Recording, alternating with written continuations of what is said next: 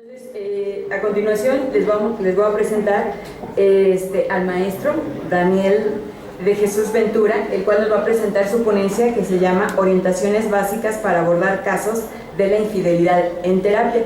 Pero me gustaría describir un poquito pues quién es Daniel. Daniel es maestro en psicología por la Universidad Nacional Autónoma de México y licenciado en psicología también por la UNAM, aquí de la FES. Realizó una estancia académica presencial durante medio año en el máster de terapia familiar sistémica de la Universidad Autónoma de Barcelona, España. Cuenta con diplomados en psicoterapia sistémica, hipnosis ericksoniana, así como múltiples cursos y talleres en terapia breve. Como parte de su labor académica, cuenta con publicaciones en revistas indexadas, así como capítulos en libros sobre diversos tópicos relacionados con la terapia sistémica.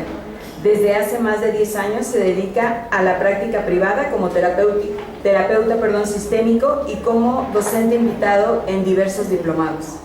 Actualmente es profesor de tiempo completo en el Colegio de Ciencias y Humanidades, tiene bastantes alumnos ya aquí en la FES, así como docente en la licenciatura en Psicología en la Facultad de Estudios Superiores Iztacala. Entonces, les presento Daniel.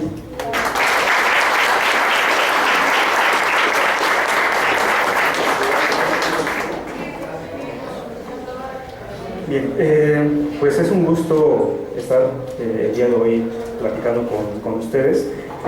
Antes de iniciar la presentación, nada más lo que me gustaría es pues aprovechar la inercia de la mesa que tuvimos hace un momentito, pues evidentemente para agradecerles a todos esos profesores. Yo tuve la fortuna, como la tienen ahora ustedes, de haberme formado con ellos, y de verdad que es un privilegio, porque cuando a mí me tocó llegar, así como ustedes ahora que ya les tocó llegar, el terreno ya está planito. Ellos tuvieron que picar piedra, ellos tuvieron que construir todo esto que conocemos que es el enfoque sistémico, y a nosotros nos están dando pues todos estos años de trabajo. Y bueno, pues esto lo voy a tomar como mi examen profesional, aprovechando que mis maestros están por acá, a ver si no me reprueban, ¿de acuerdo? Bueno, voy a presentarles una temática que tiene que ver, evidentemente, como dice el título, con algunas orientaciones básicas para abordar problemas de infidelidad, obviamente en el caso de terapias de pareja. Estoy viendo que mi diapositiva está un poquito desconfigurada, les juro que no estaba así, les juro que la hice bastante bien, pero bueno.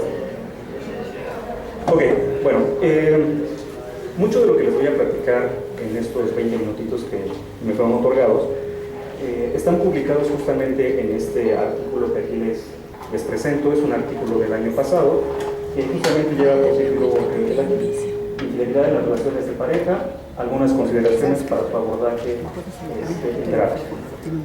Esto está en la revista de Psicoterapia Relacional e Intervenciones Sociales del año pasado. Bueno, entonces, si algo quizá no queda tan claro o quieren ahondar un poquito más, pues valdría la pena quizá que se echaran un clavado a este pequeño documento, o de igual manera si quieren criticarlo, pues por supuesto que también se vale. Bien, bueno, llevo algunos años dedicándome a la parte clínica, a dar terapia en la práctica privada, y uno de los ámbitos en donde más me ha gustado es atender casos de pareja. Evidentemente, con mucha frecuencia llega. Y bueno, las parejas llegan por diversas temáticas, pero particularmente hay una situación que es muy común a la mayor parte de los temas de terapia de pareja, que evidentemente es este tema tan interesante y tan común que es la infidelidad. Ya sea porque las parejas llegan abiertamente señalando que están mal porque tuvieron un problema de esta naturaleza, o bien de repente llegan a terapia con un cierto motivo de consulta, y conforme vamos platicando, conforme va avanzando el proceso terapéutico, segunda sesión, aparece el tema de la infidelidad. Bueno, es que todo esto, diría alguno de ellos, tiene que ver con que nosotros enfrentamos un problema hace 2 años. ¿Cuál? Adivinar. Alguna situación de infidelidad. Entonces, Pues yo me atreveré a decir, y hay pequeños estudios que respaldan, que más o menos estaremos hablando de cerca de la mitad de las parejas que acuden a terapia justamente van por algún tema que está relacionado con la infidelidad. Evidentemente, pues no tenemos cifras exactas porque también la infidelidad no es un tema que guste de estarse ventilando a diestra y siniestra. Muchas de las personas, de las parejas que experimentan una problemática de esta naturaleza, nunca llegan a terapia, pero por lo menos de quien sí lo hace, fuertemente está asociado con esta problemática. Entonces, partiendo de esa idea, consideré importante comenzar a reflexionar. ¿Qué es lo que tenemos que tomar en cuenta para abordar ese tipo de casos? Porque, aunque podemos tener marcos generales, es una problemática muy particular, que tiene características también muy específicas y que solamente cuando estamos en la práctica comenzamos a descubrir que algo tenemos que hacer. Nos quedamos con un gran signo de interrogación de ¿y aquí qué hacemos? Entonces, partiendo de esa lógica, yo no pretendo enseñarles cómo se tiene que abordar un caso de terapia de pareja cuando hay infidelidad, porque evidentemente cada pareja es diferente, cada pareja tiene circunstancias específicas, cada pareja tiene su contexto. Sin embargo, lo que creo que sí estoy en condiciones de hacer es proporcionar algunas pequeñas orientaciones, como pequeñas advertencias o pequeñas puntualizaciones que quizá puedan serles de utilidad a ustedes, ya sea que están aprendiendo la parte clínica, o también, ¿por qué no?, pensar quizá en compañeros, colegas que están aquí presentes que ya tienen experiencia clínica. Bueno, pues quizá también sea de utilidad un poco lo que les voy a presentar. Bueno, cuando uno se enfrenta a un caso de esa naturaleza, infidelidad, y no sabemos qué hacer, pues lo primero que hacemos es buscar información teórica. A ver, ¿qué hay acerca de ese tema? Y si nos ponemos a buscar, vamos a encontrar algo muy común. Hay mucha literatura respecto al abordaje terapéutico en este tipo de casos. La respuesta es sí. Pero tienen todos estos una característica particular. La mayoría de estos artículos están orientados a abordar los aspectos afectivos de los integrantes de la pareja. El trabajo de emociones, perdonar y demás, que evidentemente es importante. Sin embargo, nosotros, particularmente los que nos manejamos en el enfoque sistémico, no descartamos la parte afectiva, definitivamente no es así, pero nuestra visión es diferente. Nosotros partimos de la idea de que entonces tenemos que hacer una evaluación en términos relacionales. Nuestro análisis tiene que estar en ese sentido y, por supuesto, nuestras intervenciones también tienen que estar pensadas en términos de una pareja. Porque lo que vemos acá normalmente es un trabajo con pareja, pero es un trabajo individual. Y eso no hacemos los terapeutas sistémicos.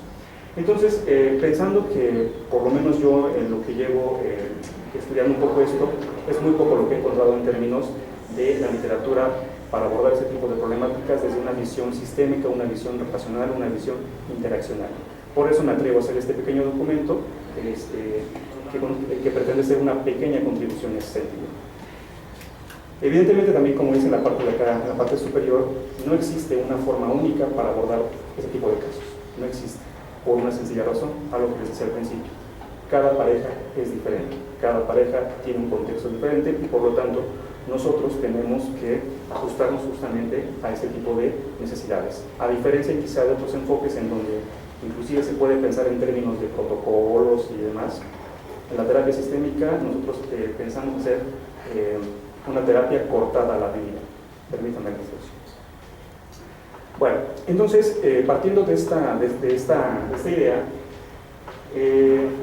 yo únicamente les voy a hablar brevemente acerca de tres como consideraciones importantes, que a veces parecieran muy obvias, pero que quizás si las tomamos en cuenta nos puedan salvar de algunas problemáticas importantes como terapeutas. Una de estas tiene que ver con establecer claramente el motivo de consulta. Otra más es evitar discutir con los consultantes sobre esta parte de la infidelidad. Ahorita vamos a ver un poquito más de esto. Y la parte más importante para mí es intentar orientarlos hacia que nuestro análisis esté pensado hacia pensar siempre en las pautas de interacción y por lo tanto también nuestras intervenciones. Bueno, entonces vamos a ver cada una de estas de manera pues muy sencilla. Pareciera que cualquier persona que nos dedicamos a la terapia sabemos que hay un procedimiento, y uno de los procedimientos básicos es establecer un motivo de consulta. ¿Sí? ¿Para qué la pareja está ahí? Y normalmente cometemos un gran error. Asumimos que si la pareja va a terapia es porque quieren seguir juntos. Y eso no necesariamente es así. Es decir, entonces no podemos dar por hecho que las parejas están ahí con la intención de restablecer su vínculo interpersonal. Necesitamos saber un poco más y también tenemos que ser muy cautos cuando estamos hablando de ese tipo de problemáticas que son infidelidad. A veces en la experiencia clínica yo he encontrado que hay cierto tipo de solicitudes encubiertas ante un caso de infidelidad cuando están en terapia. Algunas veces, sin decirlo, alguno de los integrantes acude solamente con la intención de que el terapeuta sirva como un juez. El terapeuta sea el que dictamine, digamos, que la otra persona se equivocó, y entonces la otra persona, entonces ahora sí, con este aval puede decir, ya ves, tú tienes la culpa, y de ahí. Pero no necesariamente están ahí con la intención de que quieran resolver el problema. Otra situación importante es que a veces la pareja, por su propia evolución, su propia historia, han llegado a un momento en donde ya no desean estar juntos, sin embargo no ha sido una declaración abierta. Están ahí como con la intención de hacer el último intento, pero la pareja sabe perfectamente, o alguno de los integrantes sabe perfectamente, que la relación ya no da para más. Entonces acuden a terapia justamente para que entonces, después de platicarles toda la problemática, todo lo que va mal, el terapeuta sea el experto que les diga, tienen razón, lo que más les conviene a ustedes es separarse. Y entonces la otra persona que iba con esa intención dice, ya ves. ¿Vale? Entonces, es decir, se está ocupando al terapeuta como un tercer agente dentro del sistema que permite entonces dar por terminada la relación o hacer algo totalmente diferente, que es restablecer el vínculo interpersonal. Y bueno, esta parte que les decía, hay personas que también ya tienen definido que su relación van a darla por terminado, solamente que no pueden hacerlo, digamos, frontalmente, o cuando lo hacen, la pareja pide otra oportunidad y demás. Y entonces toma la decisión de ir a terapia justamente para que entonces, es decir, la pareja está ahí y alguno de ellos dice, bueno, pues yo ya no quiero seguir con esta relación, entonces yo lo que quiero es que usted como terapeuta le ayude a mi pareja a poder superar esta situación. Si ustedes se dan cuenta, en estos tres pequeños casos, lo que vemos como evidente es que no hay una intención de restablecer el vínculo. Aunque evidentemente, muchachos,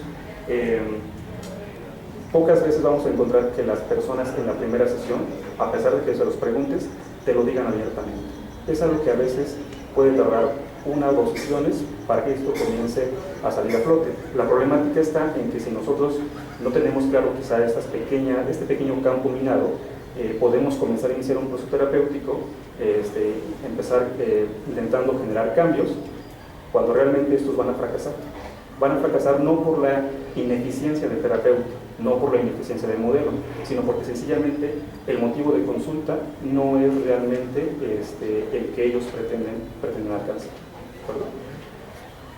Bueno, algo que también he encontrado de manera muy interesante respecto al motivo de consulta es que hay por lo menos 2 modalidades particulares a partir de las cuales se tiene conocimiento de una infidelidad en la relación de pareja. La primera posibilidad es cuando la infidelidad es descubierta. Es decir, la otra parte, el otro integrante de la pareja, pues se da cuenta que esa otra persona está estableciendo una relación con una tercera persona. Es una posibilidad, quizá es aparentemente la más común. Sin embargo, también existe la gran posibilidad en donde la infidelidad es revelada por el integrante de la pareja, es decir, la pareja dice, sí, efectivamente, te estoy siendo infiel. Esos 2 elementos, desde mi punto de vista, son importantes porque nos van a ayudar justamente a establecer el motivo de consulta. En el primer caso, cuando la infidelidad es descubierta, vamos a observar que evidentemente la persona infiel, al tener una segunda relación, intenta pues obviamente ser discreto, no ser muy obvio, intenta ocultar esa relación. La pregunta sería, ¿con qué intención está intentando ocultar todo esto? Los pacientes lo que refieren es que a final de cuentas, aunque tienen una segunda relación, les interesa mantener su relación primaria. Por eso lo están ocultando. Ok, entonces cuando nosotros en terapia, a partir de la primera entrevista, el primer contacto, vamos conociendo un poco respecto a esto, a mí me gusta a mis consultantes preguntarles, ¿cómo se enteró de la infidelidad? Porque una posibilidad es esta. Si lo que yo encuentro es que él o ella cometió se descuidó y de repente, ¡pum!, dejó una evidencia accidentalmente y eso provocó que la otra persona se diera cuenta, las posibilidades entonces de que la terapia de pareja pueda ser efectiva son muy altas. Porque entonces ambas personas desean mantener el vínculo intrapersonal. Sin embargo, en la otra posibilidad, cuando la infidelidad es revelada, ocurre algo totalmente diferente. Ante la pregunta, ¿cómo fue que se enteraron de que su esposa o su esposo le estaba siendo infiel? Y comenzamos a darnos cuenta que él o ella lo confesó. La pregunta que tendremos que hacernos es, ¿con qué intención confesó esto? Y lo más probable es que encontremos que la otra persona comenzó a establecer una relación de manera paralela a su relación primaria, y con el paso del tiempo, diferentes circunstancias que han pasado en su relación primaria, cosas que están construyendo en su relación secundaria, llega un buen momento en donde la persona infiel, él o ella, consideran que puede ser una mejor inversión la relación secundaria. Cuando están listos para eso, es el momento adecuado para confesarle a tu relación primaria, te estoy siendo infiel. ¿Con qué intención? Te estoy avisando que ya me voy. Evidentemente, cuando esto pasa, la otra persona, la persona transgredida, seguramente va a intentar retener, preguntar por qué y demás, y quizá una opción sea, vamos a terapia.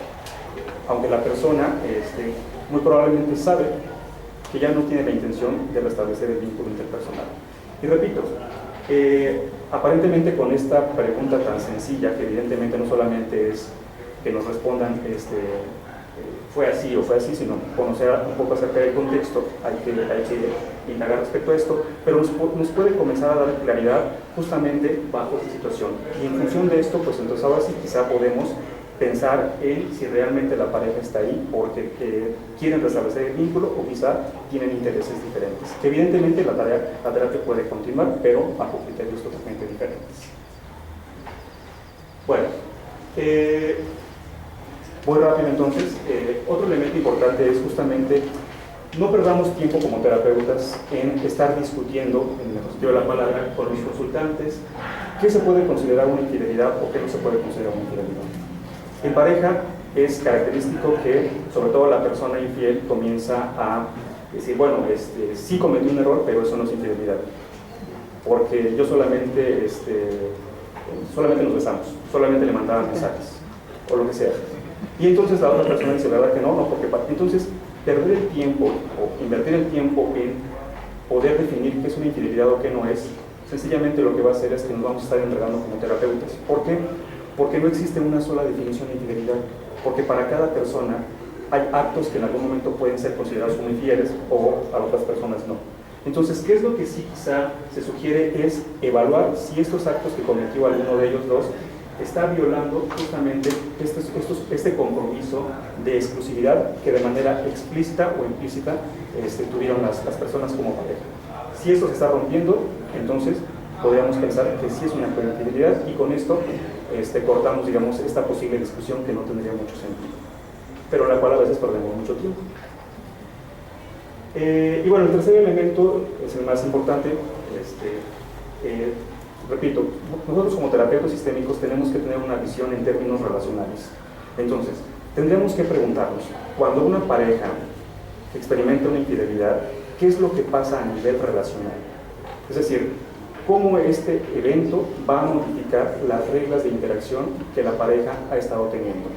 Hace rato los compañeros profesores hablaban mucho de un libro que fue un gran referente para ellos, que es Teoría de la Comunicación Humana, que bueno, en inglés se llama Pragmática de la Comunicación Humana, sería la traducción correcta. Es decir, el efecto que nuestra comunicación tiene por las demás personas. En este caso, sabemos que las relaciones podemos identificarlas en sus modalidades como simétricas o complementarias. Esto pasa también en las relaciones de pareja. Hay relaciones de pareja simétricas y otras complementarias. La pregunta es, cuando hay un acto de infidelidad, ¿cómo este tipo de relaciones se modifican? Y aquí vamos a ver un montón de posibilidades, pero bueno, esa es parte de nuestra responsabilidad, ir identificando. Yo me centro rápidamente en dos pequeños patrones a partir de cómo se modifica la relación. Uno de ellos es que vamos a encontrar que un patrón muy característico es el que aparece la desconfianza. Sobre todo, evidentemente, por la persona que fue transgredida. La persona que sufrió la infidelidad va a tender normalmente a incrementar la vigilancia de la otra persona. Prácticamente todo lo que haga la otra persona va a ser motivo de sospecha. El problema no es ese, el problema es que no solamente se queda ahí, vienen reclamos, vienen peleas, vienen discusiones y demás. La otra posibilidad también es, característico en este tipo de casos, es que la persona transgredida manifiesta constantemente que tiene dificultades para perdonar. Vamos a encontrar expresiones como es que eso no es fácil de superarlo, él me dice o ella me dice que ya le demos vuelta a la página, punto y aparte, pero yo no puedo perdonar. Ojalá se quedara a nivel de pensamiento y de sentimiento. No, esto se ve reflejado a nivel interaccional. Y algo que es muy común desde mi punto de vista es algo que me gusta denominar como la deuda permanente. Pareciera que aunque acepten seguir juntos, la persona que se asume como transgredida, pareciera que tiene las posibilidades de estarle cobrando cada vez que tiene oportunidad este error. Y esto, cuando lo pensamos en términos relacionales, lo que crea son conflictos. Entonces, quizá los terapeutas que abordamos este tipo de casos tendríamos que estar muy atentos y comenzar a pensar, desde mi modelo sistémico, cualquiera de estos, ¿qué podría hacer yo para poder interrumpir o modificar justamente esta pauta interaccional? Desde mi modelo sistémico, ¿qué es lo que podría hacer yo para modificar esta forma relacional en donde esta deuda pareciera que está ahí y que no se va a cobrar nunca? Y mientras eso no ocurra, difícilmente la pareja va a poder tener una relación diferente. Y bueno, pues evidentemente, como les decía, la intención es, cuando hagamos intervenciones desde esta perspectiva, la invitación es pensar siempre en términos relacionales. ¿Cómo intervenir sobre la pareja? Porque, desde mi punto de vista, hay que dejarlo muy claro, los terapeutas sistémicos no vamos a intervenir sobre la infidelidad, vamos a intervenir sobre la relación. Tenemos entonces que crear un contexto que nos permita que la pareja adquiera y desarrolle una forma de relacionarse de manera diferente, que sea mucho más sana para cada uno de ellos. Y bueno, pues nada más a modo de conclusión, pues ser muy cautos justamente con no perdernos en el motivo de consulta, no darlo por obvio. Hay muchas cosas que tendríamos que indagar respecto a esta parte. Y pues esto último que les decía, no perdamos de vista que una pareja no son dos individuos, una pareja son dos personas que se están relacionando. Por lo tanto, las intervenciones tienen que estar en ese nivel, a nivel relacional y no a nivel individual. Ahí está nuevamente la referencia y bueno, pues les agradezco mucho su atención. Gracias.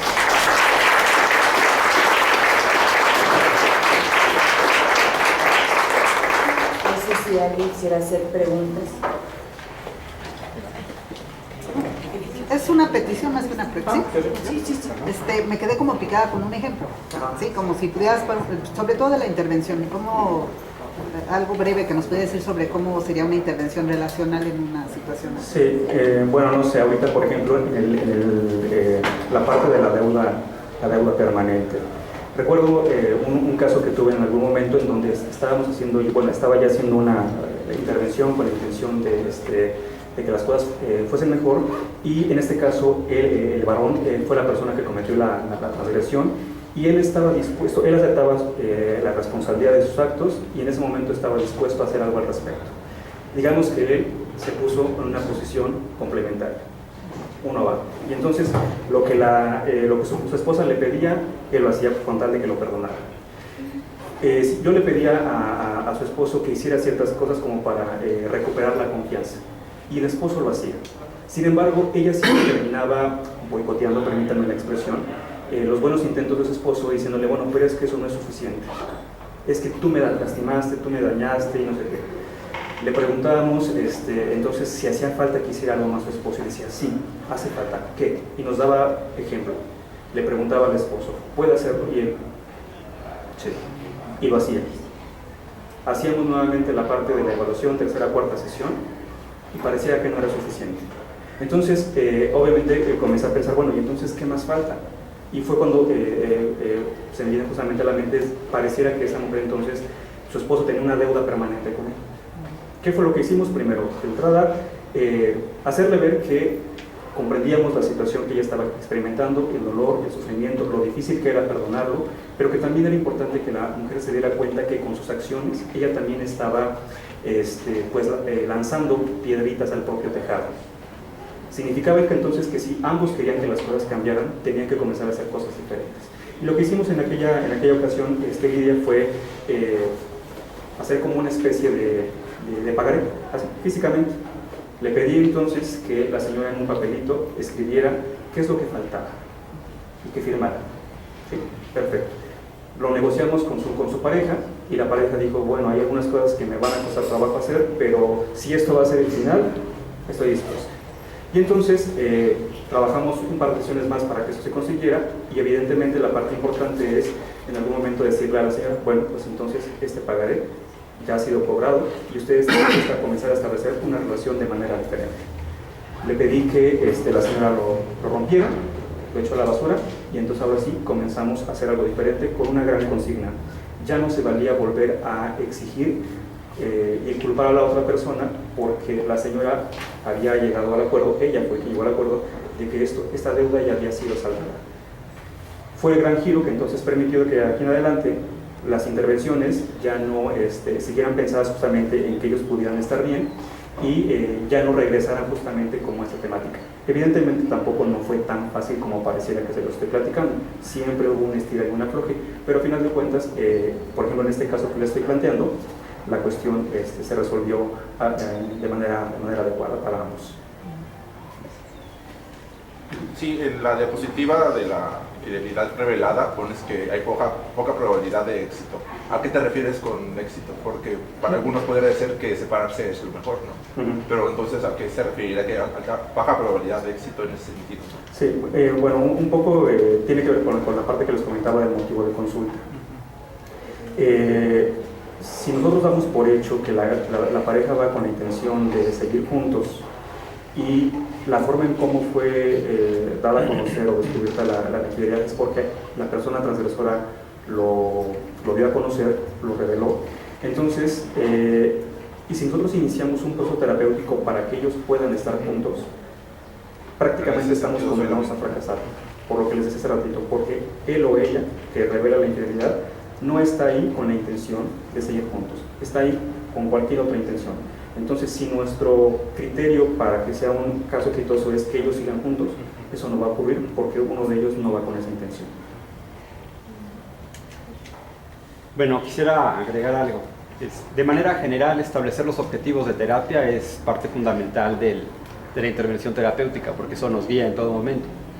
De manera particular, hablando, bueno, también de manera general, pero hablando específicamente de terapia de pareja y en casos de infidelidad, me parece importante decirle a los consultantes que el objetivo de terapia podría cambiar en algún momento.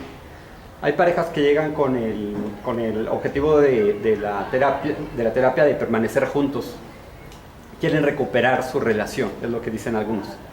Pero en el transcurso de las sesiones terapéuticas, la esposa, hablemos de un caso en que el esposo engañó, se da cuenta de que en realidad no quiere estar con él, pero si ya estableció en el objetivo de terapia que quiere recuperar su relación, es probable que si no sabe que puede cambiar el objetivo, piense, bueno, pues ya dije que quiero estar con él y ni modo, entonces hay que tener mucho cuidado con eso, pensaría yo.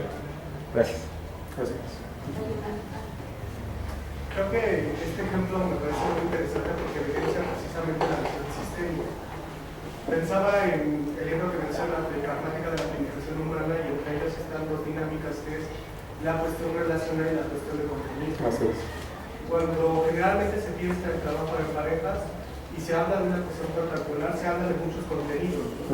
Tienes que llevar a cabo estas tareas que finalmente contribuirán a una mejora. Pero particularmente, cuando mencionas, por ejemplo, pensaba en esta visión sistémica relacional, que finalmente sí se estaban llevando contenidos. Claro. Sí, Pero sí. esos contenidos no estaban siendo situados o no estaban cobrando efecto, dado que ninguno de los contenidos estaba descrito a nivel relacional. Así es. Entonces, particularmente cuando mencionas que o hace esta intervención de saber que he visto los contenidos, pero particularmente tengo dudas sobre cómo están llevándose, cómo están pegando, y me gustaría la parte del pagaré. El pagaré que implica que la persona tenga que asumir una posición distinta a nivel de relación, se lleve un acuerdo de relación y particularmente empiece a tomar efecto, ahora sí de manera situada, Así es. el cambio de dinámica. Entonces creo que eso es como muy interesante, o en este ejemplo se puede discusionar mucho, lo que es ver el patrón relacional, porque uno puede pensar o partir desde concepciones de lo mejor de la pareja es, no sé, llevar una comunicación no violenta, o llevar rosas a la mujer, o que el hombre haga tal o cual. Hay preconcepciones. Claro. Pero cuando de repente no se habla de la relación, o no se sitúa en el corte, como bien lo mencionabas, a la medida, porque cada quien define sus relaciones de forma distinta, es como que se corre el riesgo de dar como palos de ciego. Entonces, creo que finalmente este ejemplo que nos sitúas nos evidencia mucho esta visión que tú centras mucho en el patrón interaccional, es decir, más allá del contenido, que los contenidos pueden significar muchísimo, pueden haber muchísimos, es más o menos cuál es el que puede decidir o cambiar la dinámica de esta persona, que finalmente hace una diferencia enorme y aporta, focaliza el tiempo de terapia y de situación y de aporte a cada dimensión, ¿no? Entonces me parece muy interesante y muy bueno. Gracias a ti por tu comentario. Una sugerencia. Dices que está basado mucha de la información que estás dando en tu artículo y en lo que estás exponiendo aquí, en tu experiencia. La sugerencia es que hagas análisis de eso, que tú aportes datos. Bueno, ya vi que estás publicando. De repente pienso que si sería diferente en parejas jóvenes o parejas con muchos años o parejas con hijos, sobre todo en esta pregunta que te hacía Jesús, ¿no? De si el decirlo, ¿cómo le llamabas? Revelarlo o ser descubierto, tendría diferencia en parejas que tienen de novios, por ejemplo, o en parejas que a lo mejor ya son abuelos juntos, ¿no?